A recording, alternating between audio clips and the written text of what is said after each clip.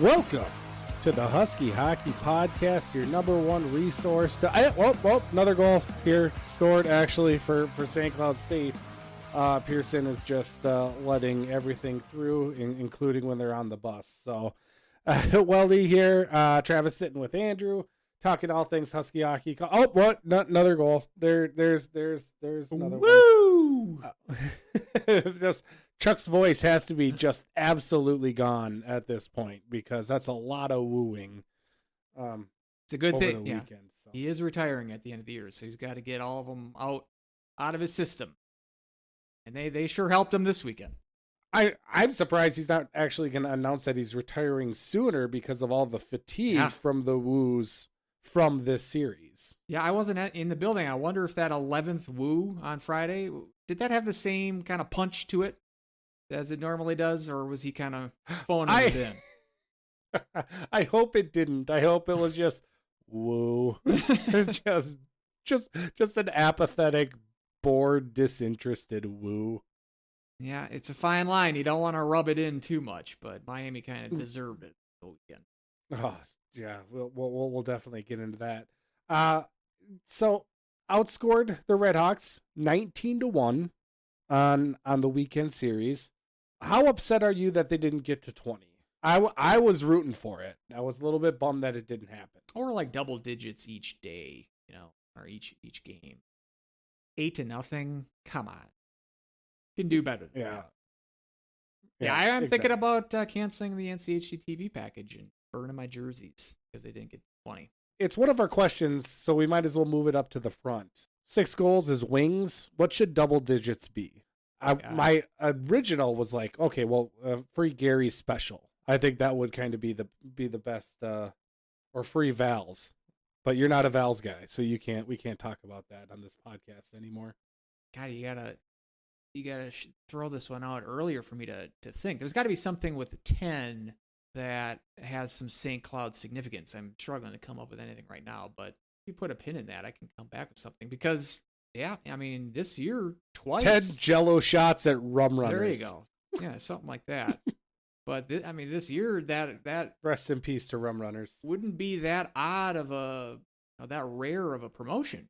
They've surpassed 10 goals twice now this year in a game. So, yeah, and it's got to be a bigger, like you said, the Gary special. It's not even 6 wings. I don't think that's enough. 10 goals is something to really celebrate. So, I think the promotion should be a bigger haul on whatever you're getting. So I think they should look into this, though, the way that this offense is clicking.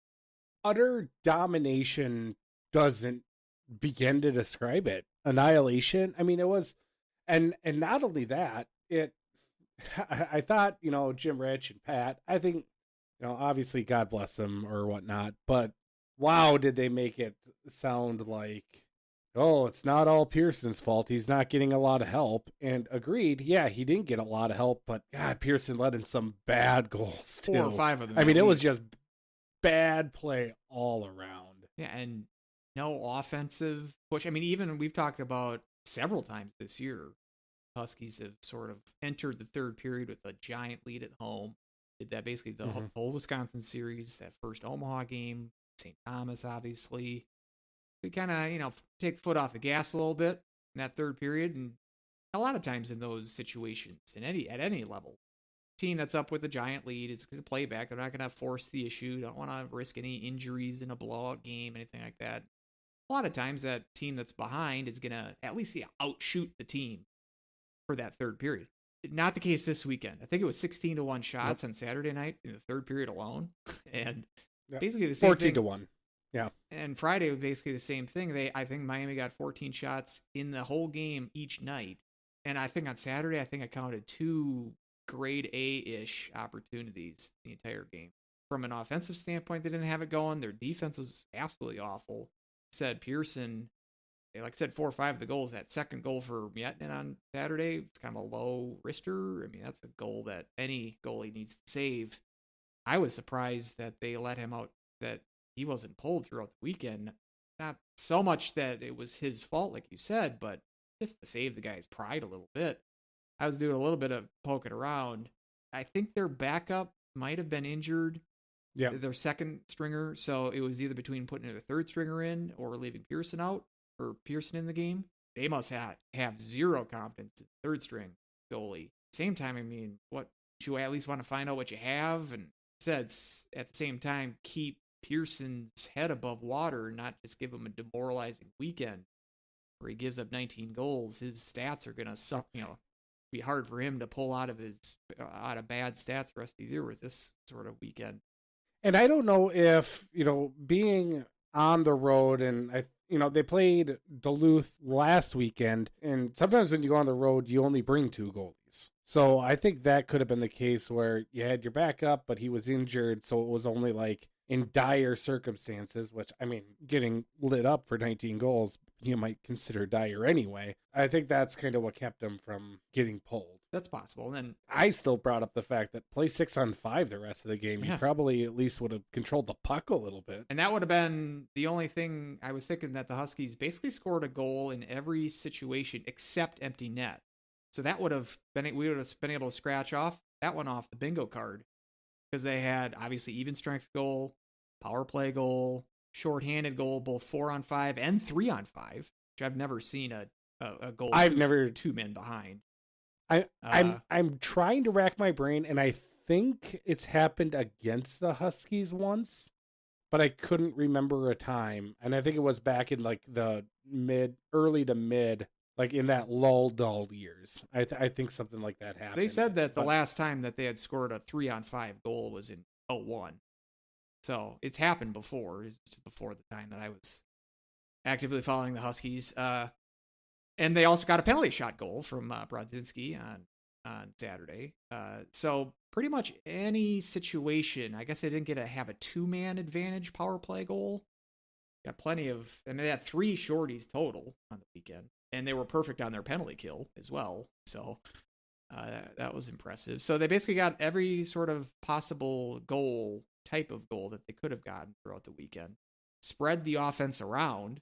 Okabe was the only guy to score more than 1 goal on Friday, and Miettinen had 2 on Saturday. Did anybody else? I mean, Brodzinski had at least the penalty shot. I think he had another one.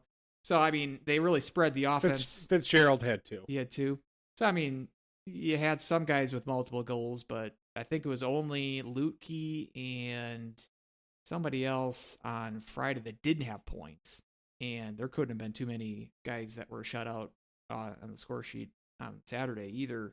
Surprising that Hrenak didn't get a point or 2 based on how much the offense was clicking. And Nick Perbix, 6 points on Friday, which I saw was a conference record for most points in a game. Added a couple of more points on Saturday.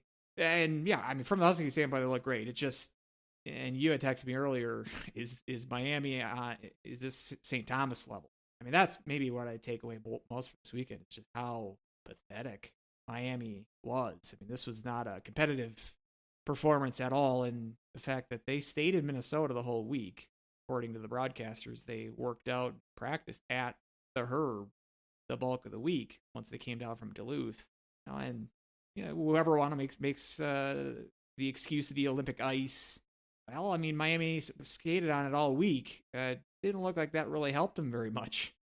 I don't know if it's just, a long road trip and it's a couple of weeks in terrible cold weather and they just kind of restless to get home or what. But that was not a performance that inspiring of a sort of attempt to play. I'm shocked that Duluth dropped points to them last week. Yeah, that's boggles my mind. So there's nothing redeeming about Miami. I mean, I can't even name a player that even remotely stood out. Yeah, I mean that Savage, Red Savage, our favorite star of the under ears. He's he made the World Junior roster, and so I've heard some good things about him, and just the name sticks out. But he didn't do. Well, he was wonderful in The Princess Bride. There you go. Inconceivable. And he ended up directing a bunch of Sunny episodes. He's like a TV director now. Oh yeah, he had a decent he's done career for that.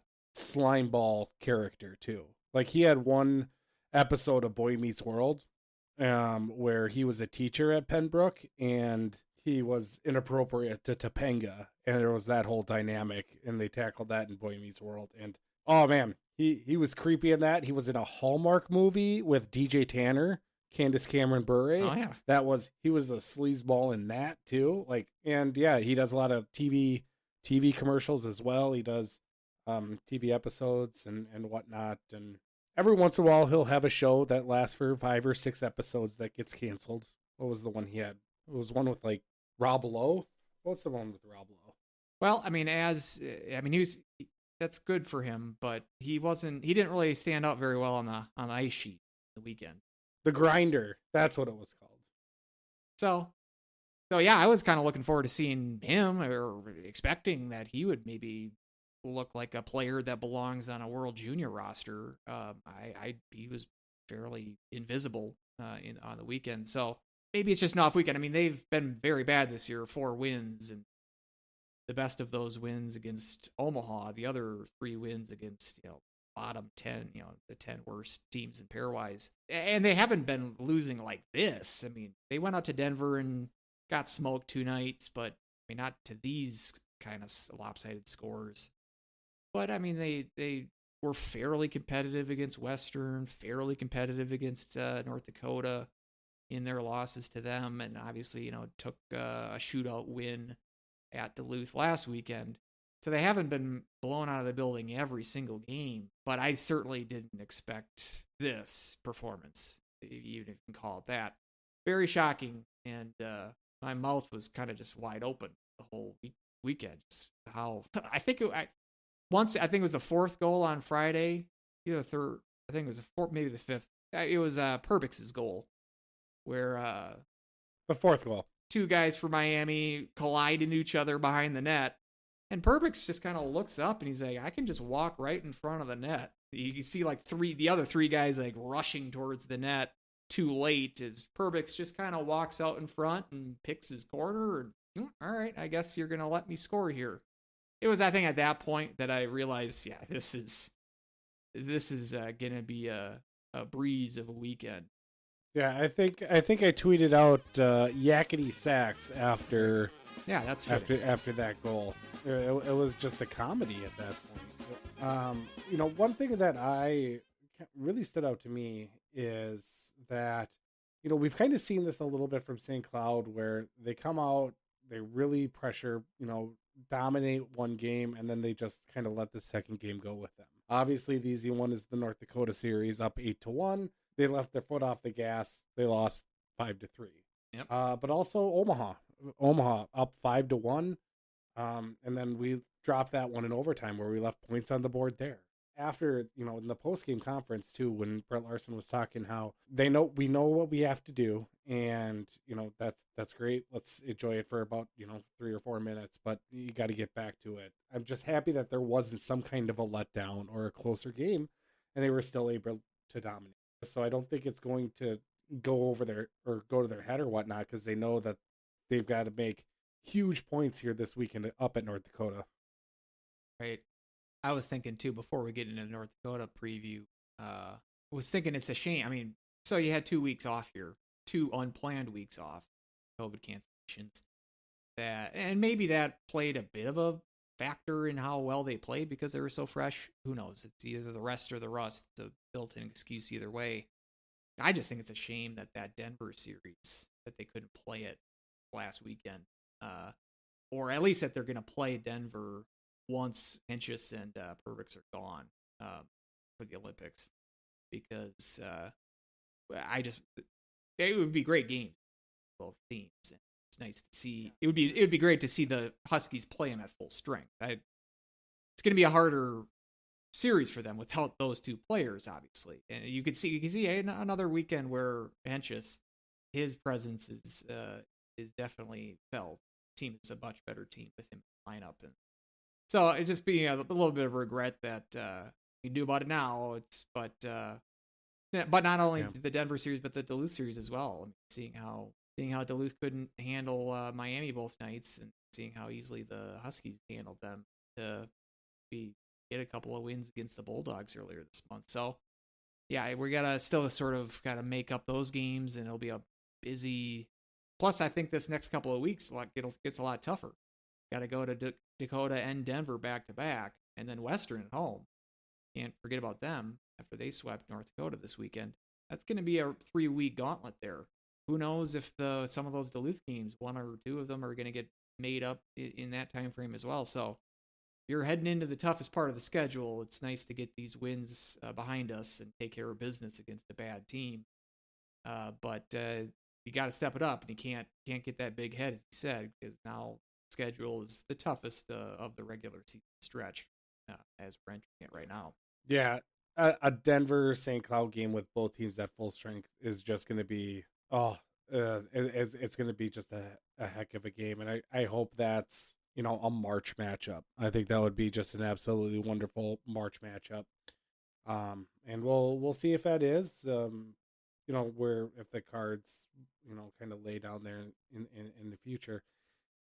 Denver stacking one line. They've got the Savoy, Brink, and Gutman line, and they're not taking the same type of approach that St. Cloud State is, where our depth is. If I were to tell you, name a Husky player who scored 5 points over the weekend, what forward would you say scored 5 points over the weekend? I've got to think about that, because obviously Perbix did, but he's a defenseman. Yeah, I think Fitzgerald only had one on Friday, and Miettinen only had, I think, an assist on Friday, so I don't think he did. Did any forward? Kyler Kupka. Really? And he played well. Kyler Kupka had a goal and 4 assists on the weekend. So yeah, it's he had that nice pass. They had like a 3-on-1. He got the second pass, and then he dished it off to either Miller or Fitzgerald, I think. Again, 19 goals on the weekend. It's hard to remember all of them clearly.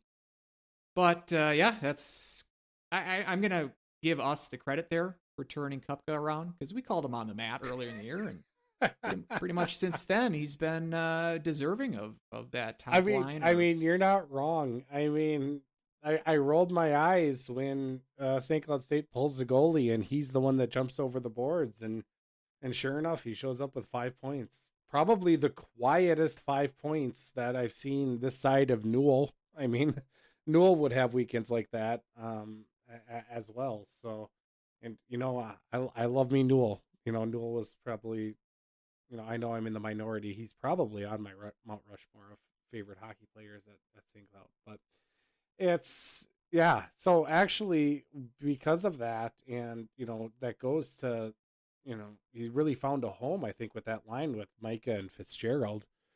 Going into our Go Huskies Woo player of the weekend, mine is actually going to be Kupka for just the solid all-around play and the 5 points on the weekend, including the shorthanded goal there on, or the 3-on-5 goal there on Friday. So that's my pick. What would you say would be your player of the weekend at this point? I mean, throw a dart. I mean, yeah. I'm not gonna lambaste you for picking really anyone, because it could be anyone. I can't remember if I've picked Perbix before. I know that I've talked about wanting to pick him, but someone should keep track of the players of the week, just for put it on a Google Sheets. So, yeah. But I'll take Perbix. I mean, he break a record, a conference record. 6 points for a defenseman in a game, pretty unprecedented these days, and or any era for that matter. So, and his defense back end was great as well. So maybe that's the easy choice, but I'll take Perbix. Pearson would have been a good pick too. I mean, he was a good player. He was one of the better players for the Huskies. Yeah. So, Go Huskies Woo, hashtag sponsored, hashtag ad. He actually picked Micah Miller for his player of the week. Just kind of the fact that you can put Micah in all situations is just kind of set him apart. And again, on his shorthanded goal, I do not understand how teams are not respecting Micah Miller's speed. And it seems like every game he's caught a defender flat-footed and he gets a really good opportunity. And it's no surprise that he has 3 shorthanded goals on the year, and whatnot. We didn't even get to the power play. How that we were 4 for 5 on the power play as well. Same old. It was, keeping pace there. I mean, that's nothing unusual. Leading the country still with a 5% power play. It's ridiculous. So that kind of goes without saying at this point. But also with the shorthanded goals, we're still at a penalty kill of 87%. And usually when you're high on the shorthanded, you're taking a lot of chances or whatnot. I don't see us taking a lot of chances. We just have the opportunity. We utilize our speed, and boom, back of the net. It's remarkable to what the penalty kill is doing. And they've got to lead the country or be very close to the most shorthanded goals, right? I'd like to see the percentage of, like, a power play percentage. What's the shorthanded scoring percentage? Because I did the math midway through Saturday's game, and I think I came with 11.2%. Really? Which is insane. I bet there's a team that has a lower percentage power play. I think there were 4. Crazy. But I don't know about Yale's statistic, because it said Yale only had 1 power play goal. Like their percentage was like 1.9 or something like that. I was like, that you gotta accidentally score a power play goal, right? Yale is very bad. It's possible. I don't trust hockey stats nearly as much without college hockey. But still, I mean, that's insane. They say 1.7% for Yale, 7.4% for St. Lawrence, and 11.1% for Connecticut. I mean, even... And then you got Sacred Heart at 11.6, so we're coming for them. Yeah, I mean, college hockey, average power plays 15 to 20%, probably.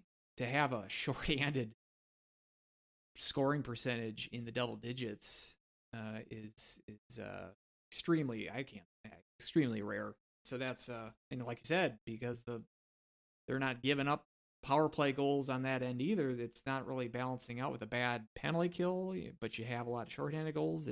You're killing the penalties and you're scoring on those penalties. So not necessarily a sustainable stat generally. I mean, but the way that they were doing it, it's working like a charm. So yeah, keep that up. 8 shorthanded goals for St. Cloud. 6 is the next. 2 teams are at 6 with Canisius and Ferris State. Incredibly random. Yeah, right. But yeah, we'll take it. Shorthanded Kings. So, sitting here, I ran a Twitter poll, with, which team is worse, this Miami team or the 15-16 Colorado College Tigers, which I think take the cake as of right now to being the worst teams in the NCHC. And it's, I don't know. It's a toss up really between the two, because I think recency bias is going to make me lean towards this. But, if I remember, we blow out one game and one game is close, and that's usually what happens. And I think that's what happened against CC that year as well. So that's kind of where I'm at. So it's probably the recency that's why I'm going to say Miami, just because it was utter domination and everything. But God, that CC team was bad too. Well, I think I started the conversation texting. I'm thinking, is this the worst team in the conference history? And you're like, a couple of those CC teams were god awful. So I did go into it, and I think either 14-15 and then 15-16, maybe it was 16-17. They had 2 years in a row there, and 15-16 was one of them, that they only had 6 wins all year.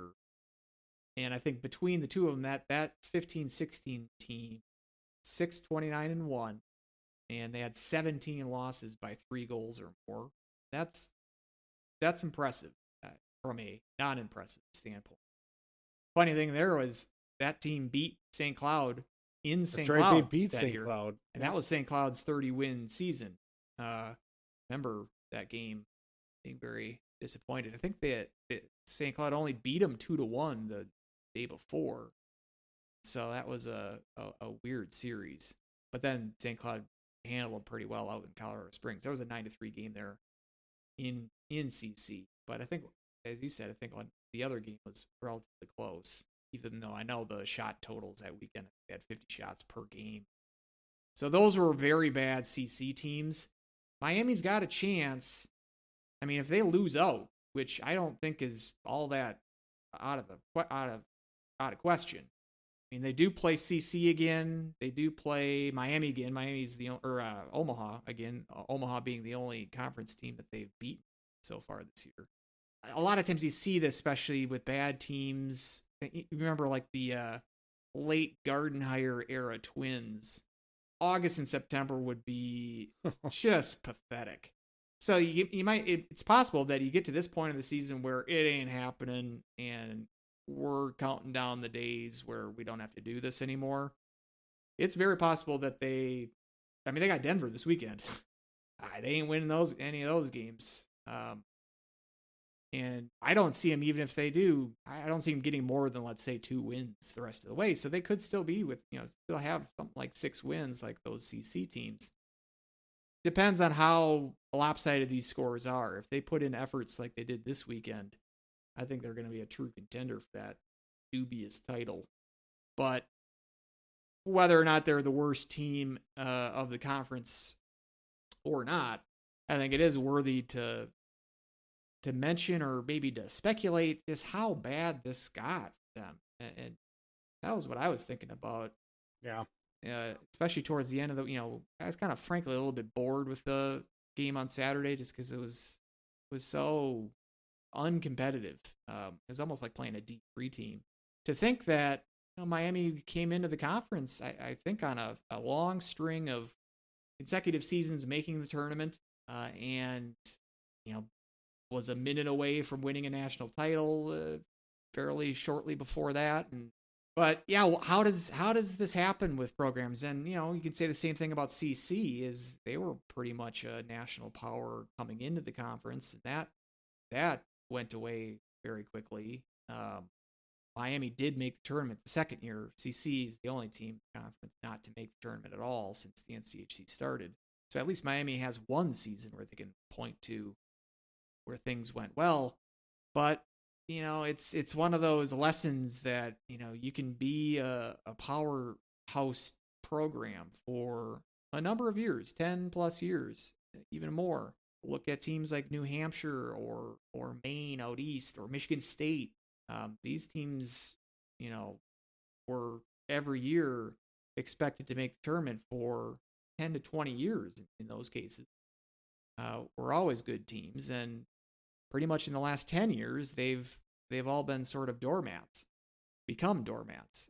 And that's why I want to remind Husky fans too. It's like anything like that can happen to the Huskies at any given time. So to ring your fist or shake your fist when you had a below average weekend or anything along those lines, it's like a lot worse things can happen, and very quickly, just as you're talking about with Miami. Yeah, and I am trying to think of like what exactly happened, and there's been talking about like conference realignment, and there's rumors that it's Miami and Western feel outsiderish in the conference, and Miami in particular feels uncomfortable, which I don't think they have much of a rationale to complain that much, because they were one of the 6 original teams to form the conference. They were the only CCHA member at that time to form, to split away from their conference and join the NCHC. Whereas Western, like St. Cloud, was the afterthought addition. Which I still think we should play for a trophy. Yeah. Like the afterthought trophy between the afterthoughts. There you between go. the Broncos and Huskies. We should come up with something like that. That's good. But whatever, you can make the case that from a recruiting standpoint, Miami is this outlier that a lot of the conference is centered around Minnesota area, upper Midwest for their recruiting. They're, Miami is Southern Ohio. They're closer to Kentucky than they are Michigan even. So is it a tough place to recruit to, perhaps? I don't know. I mean, when Blasey was going well, his kind of bread and butter for recruiting is the Chicago area. That was a area that, Notre Dame is also heavy into recruiting from that area. You wonder if the conference shift, if that played any part of it. None of these possible explanations for how it got this bad really hold a lot of water to me when you compare them to Western Michigan, because both being former CCHA members, the fact that Western, and it took Western a couple of bad years at the beginning of the conference, those were some pretty ugly years for them as well, but they've really righted the ship over the last 4 or 5 years, and really are looking strong this year. And they have a lot of the same disadvantages, if not more, than Miami does. If you look at a facility standpoint, I would say Miami's got the edge there on Miami. Western's got one of the oldest barns in college hockey, and I don't think it does. I mean, it's got charm and it's cool student section, but I don't think it does a lot of good from a recruiting standpoint. And Western being the only, their obviously bread and butter is Michigan for recruiting, but they're the only team in their conference that is from Michigan. So kind of a tough sell there to Michigan State in the same conference. And then you got a bunch of Michigan teams at CCHA from a stay-at-home standpoint, parents, all that kind of stuff. Tougher for them to recruit. The same thing though, it's like, Western has been able to find a way here, use the prestige of the conference and whatever they're doing to not only turn their program around and back into relevancy, but really they're threatening for a 1 seed this year tournament. So looking at Western's success and Miami's failure, and I see a lot of overlap in the challenges that they have to competing in the conference. I just don't really understand how Miami got to this point where it's just so bottomed out. And this is the 3rd year of Bergeron being there. It's not like he inherited such an empty cupboard situation from Blasey. And yeah, I don't understand kind of how that happens. And as you said, maybe the lesson is for all programs. I mean, nothing is assured. There is really no such thing as you're guaranteed of every year success. I mean, we can look at the teams that have gone pear-shaped since in the last decade. We can also point to teams like Quinnipiac or even more recently UMass. I mean, these teams were afterthoughts and non-contenders for many years. But Quinnipiac in the last 10 years has been one of the best programs out east nationally. And UMass has, a national title to its name after many decades of being pretty terrible. A lot of it comes down to a good coach. That's a big key to a lot of it. Not saying that Bergeron can't be that guy, but I just didn't expect just the level of non-competitiveness this weekend from Miami, and hoping that they can turn it around. You don't want to have a team like this in the conference. You don't want to have a team that's just such a drag pairwise and all that. I realize someone's got to be last place conference, but there is a level of competitiveness that they hope and expect, and so I do hope someone's got to be Velma. All right. It's not like I really care if Miami is great again, but just from the standpoint of watching good hockey and being a fan of the conference in general, I hope that they can at least get it back to just being regular bad, not historically bad. End of ring. Well, also, we can even name some of the big programs too, like Wisconsin, how they can go seemingly boom or bust every 2 years, and they always have a pipeline of recruits that are like 2 times the national, what everybody else does for recruiting. I mean, they over recruit more than any other team in college hockey, but they'll still have years where they're down and not really producing. this is one of those years where they're not that far removed from a Big Ten title. So it's, that's just kind of the crazy thing and event, and what's good for college hockey too is that you do have this competitiveness, and where, the tide is raised for all programs where anybody can compete kind of in any specific year. So that's it's really, really fun to see that. And, just kind of remembering back, God, that mid what, 2014, 2015, somewhere in there, Wisconsin had a really bad team as well. I think they only had like 3 or 4 wins. Four win team, I think. Yeah. Would have been, I think that was Eves last year. Yeah, they really bottomed out too. Well, we'll turn the page from Miami. North Dakota coming up this weekend. And I believe, now I didn't listen to the coaches show, that aired here on Monday. So I don't know exactly when the players are going to be leaving for the Olympic, and the coach and whatnot. So I'm going to assume that they're going to be in for this series.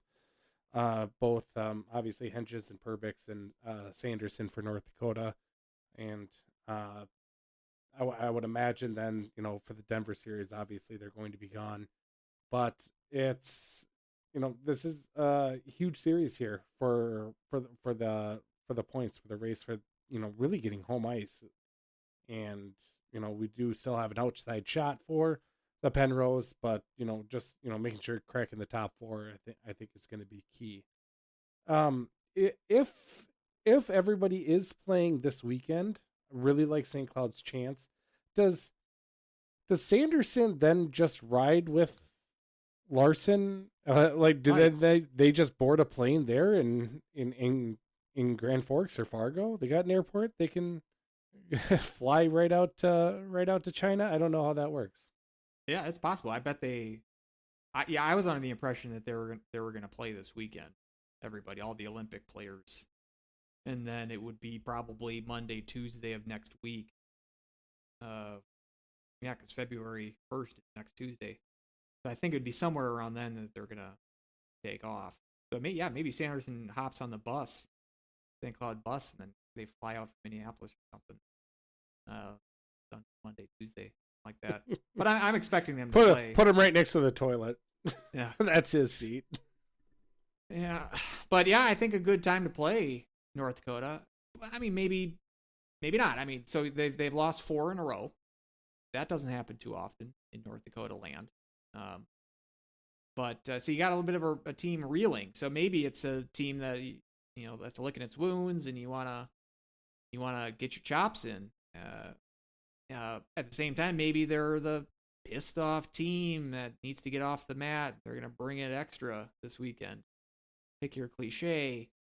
I think that seeing as that the series in St. Cloud, which you had mentioned earlier, that 5-3 game, that's the one game this year that I really circle as far as from a conference point standpoint. I think they really missed a chance there. It would be so huge if they would have won that game and swept that series. They have the chance to do that this weekend. They scored 17 seconds in. Yeah. So, but they have a chance to do that this weekend. I think their chances of getting at least one from North Dakota is good. And I mean, North Dakota's they got a goal. They've got I think it's official now that they got goalie issues. Helston started the game on Saturday after another kind of meh performance from Driscoll on Friday. His goals against is 88 and change, Driscoll. And so it's a chance that they could split time this weekend as well. Huskies saw that Helston a little bit in that 8-1 game and were able to solve them they scored the last 5 on him, I believe, after they pulled Driscoll.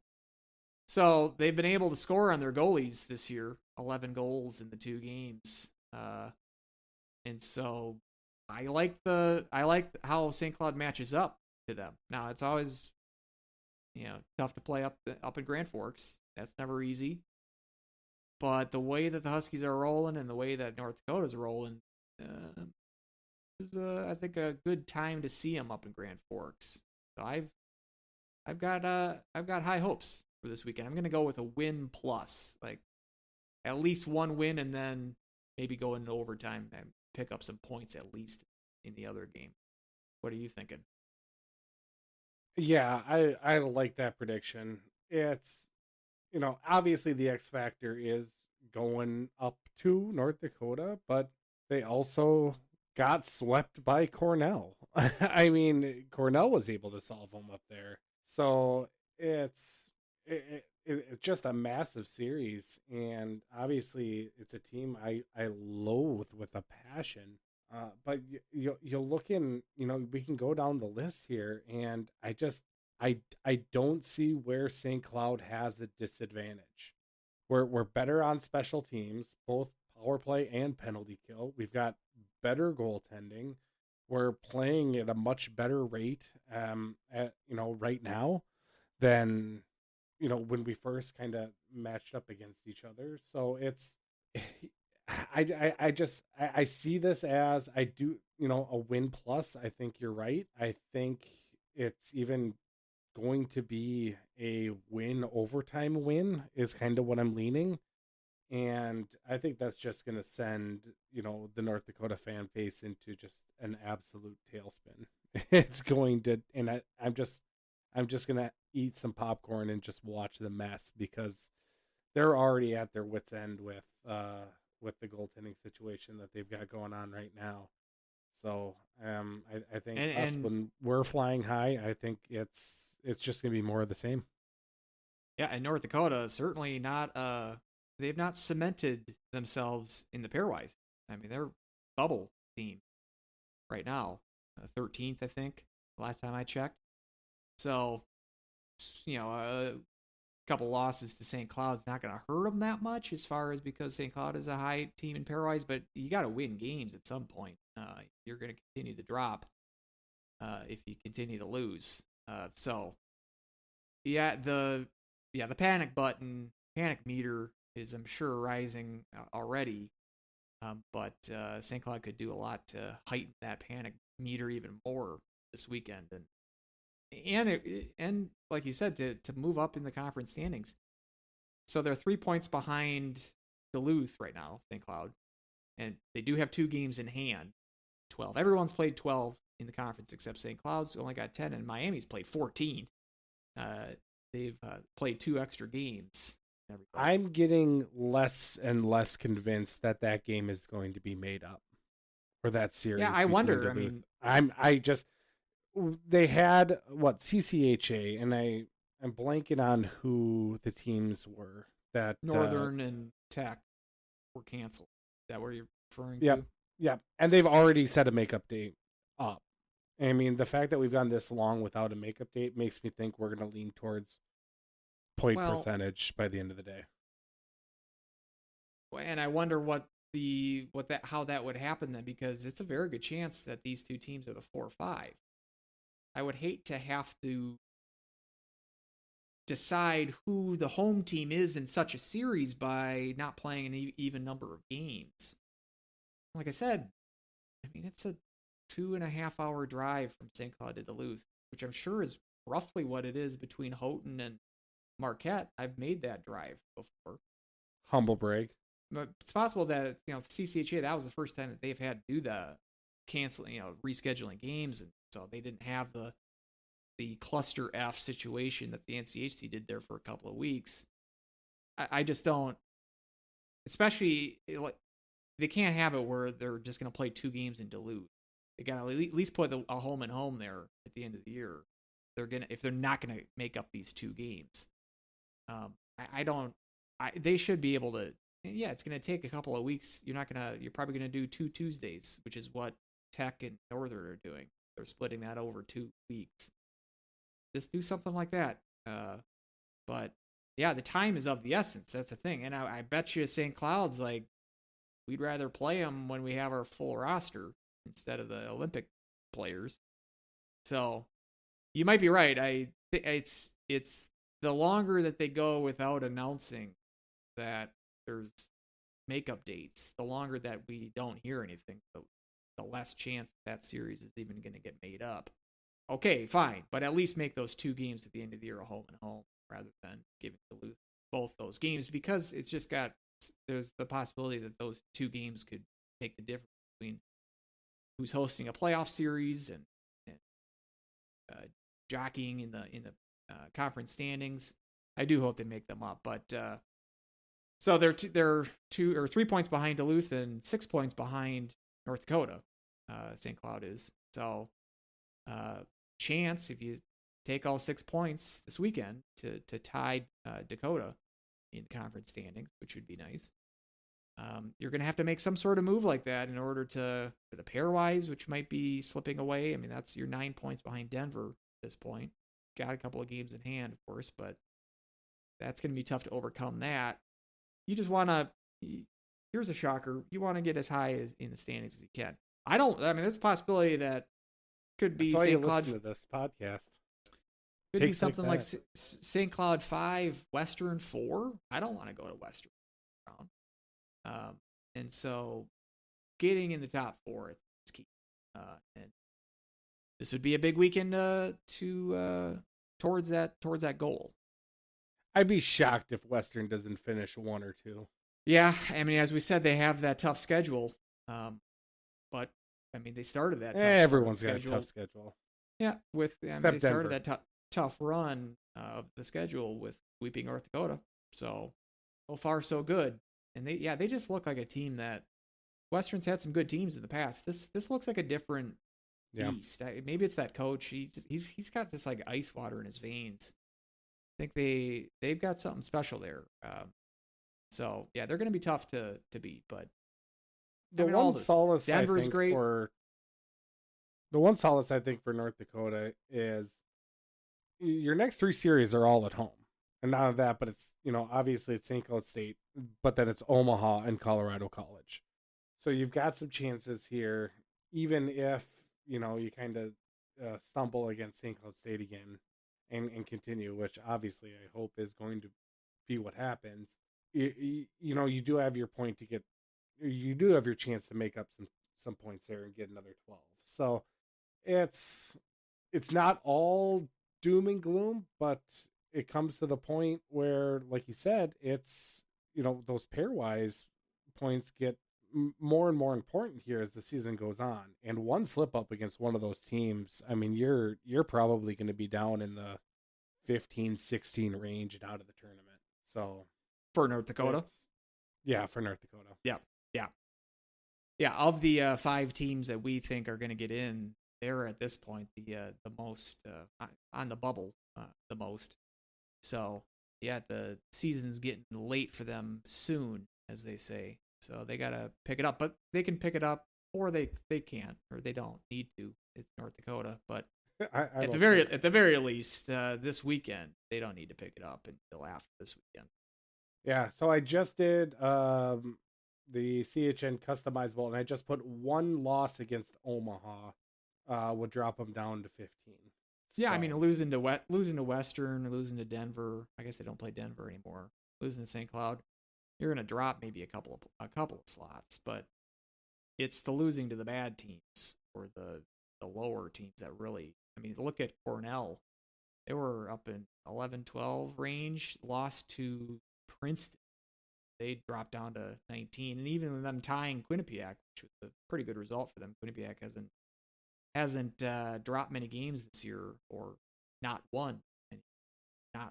They only have 1 loss this year. So even tying them, that didn't raise them too much. So I mean, the loss to Princeton was more impactful than the tie versus Quinnipiac. So 1 bad loss can really drop you, make you tumble in the pairwise. So yeah, was that a real loss or a fake loss? I don't understand. Or what?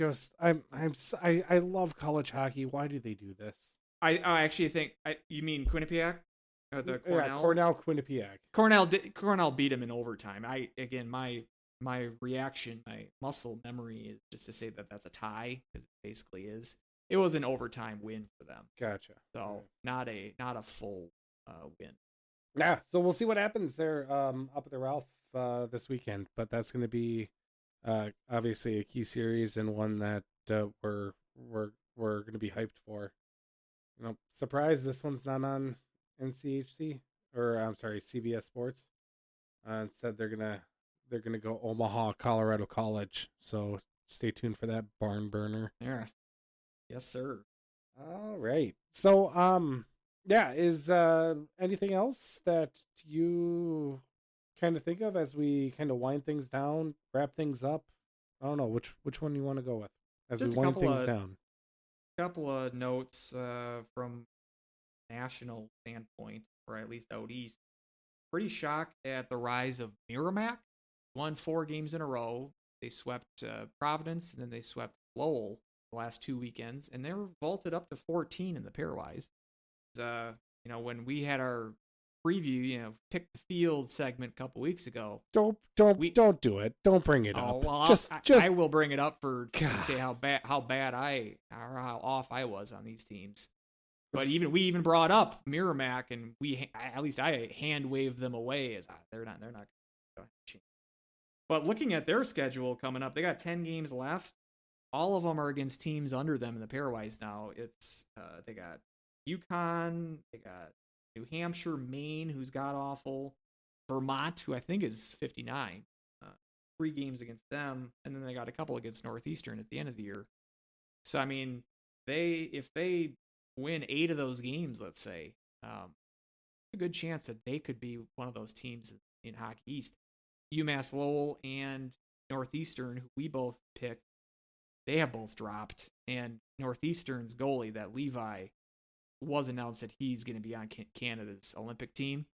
He's going to be gone for a couple of weeks there for Northeastern, so I'm guessing they're going to be done. I picked BC. I don't think BC's won a game since I picked them, and they're getting their ass kicked now. They lost 8-2 against Notre Dame, 7-1 or something, or 7-0 against Providence. They're done. Stick a fork in them. So those are 2 terrible predictions from my end, but very surprised to see Merrimack.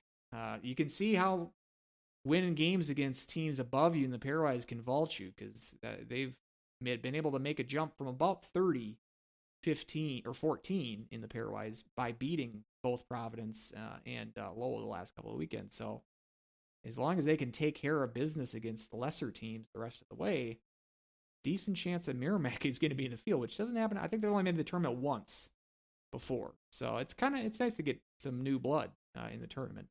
I don't remember the pairwise being this volatile this late in the season. Yeah, it is. I mean, even just this weekend against Lowell, I think Merrimack started the weekend somewhere in the mid-20s, and I think they jumped something close to 10 spots on the weekend. And I think it's in that. I think the top 10. There's not a bunch of maneuvering around those top 10 teams.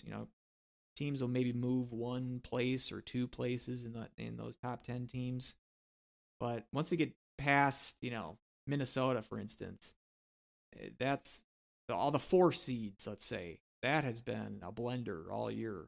Like you said, it typically settles down the more games that they play, but I'm saying as if Merrimack is going to be in the tournament. Very possible that they could, the next couple weekends they could lay an egg and they're back to 26, and some other team that we're not talking about takes their place. So it's far from settled. It won't be settled until after the conference tournaments. It's the last weekend of the year. There's going to be a bunch of teams still have an opportunity to make it, that even from an at-large standpoint, not just the automatic berth. And that's part of the fun. And it keeps you checking the scores and seeing checking the pairwise after the games. That's the fun part of this time of year. So yep, that's get true. Get used to that. I did also want to make a note that AIC, we kind of both slept on, and we didn't pick them in the as our team out of Atlantic Hockey, the automatic qualifier. Well, they've won 10 games in a row, and they are in 18th in pairwise right now. I mean, if they can continue beating up on Atlantic Hockey teams, which is all they got the rest of the way, it's possible. Not only it's possible that they could get in as not as just the automatic qualifier. I still think they're going to need to win the tournament, their conference tournament, to get in. But it's possible that if they do that, they end up as like the 13th team in pairwise rather than being automatically the 16th seed and playing the number 1 overall seed.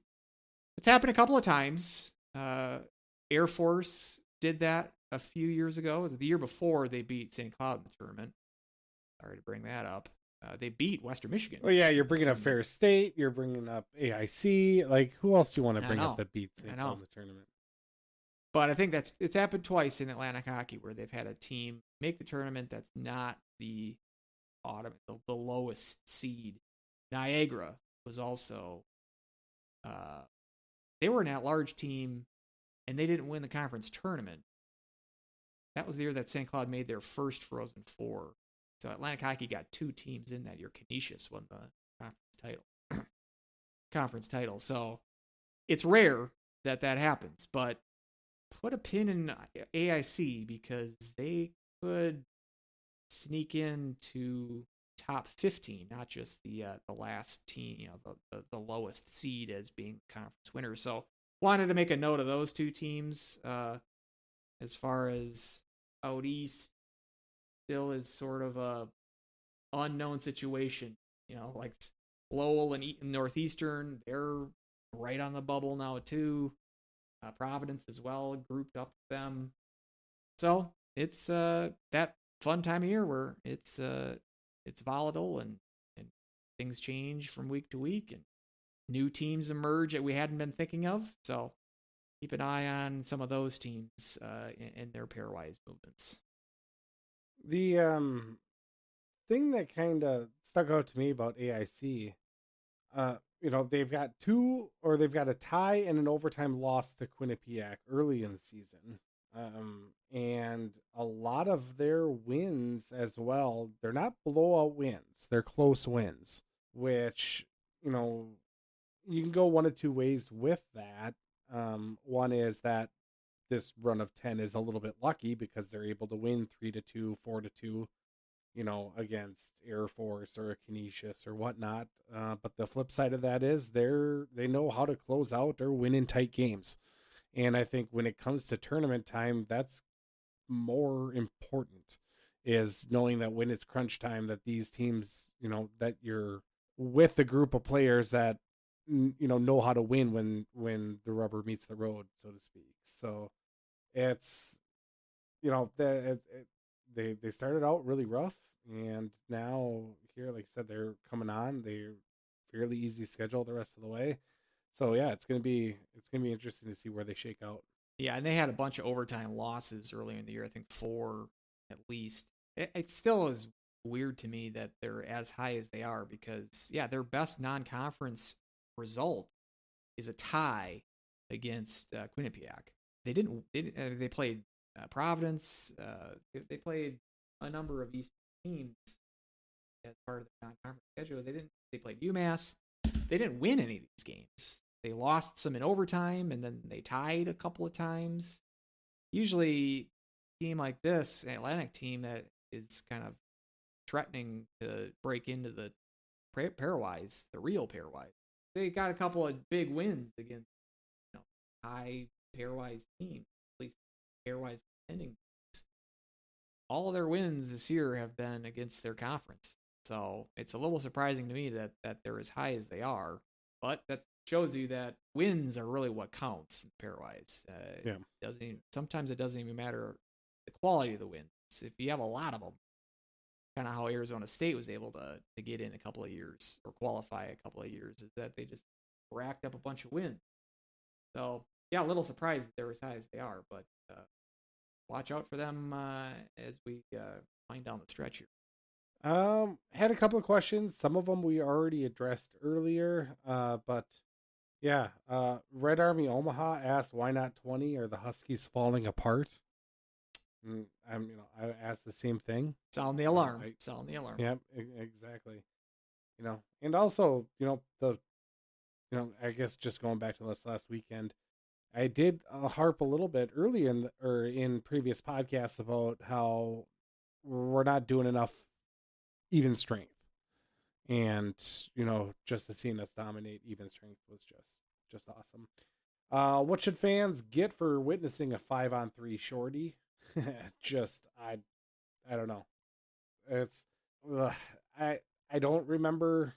Hockey always ends up amazing me in some ways, and just you think you see it all, and then something like that happens, and it's like, wow, Yeah.